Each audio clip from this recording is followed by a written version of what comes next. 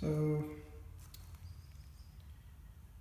these rocker assembly I'm removing. I have removed the bolts, 4 bolts, one here, one here, one here, one here, and this is the tube. It drains all the oil coming from the sump pump and into the rocker arm assembly from this tube.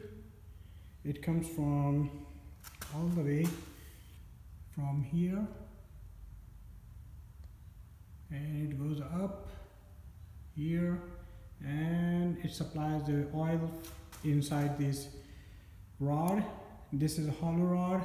It has a inner tube which supply all the way to the last rocker in the assembly, the oil supply.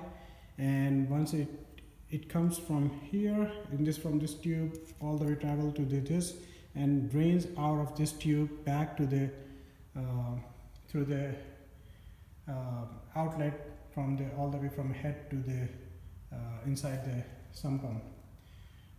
That's the one I'm going to remove and then simply lift out the assembly, rocker assembly.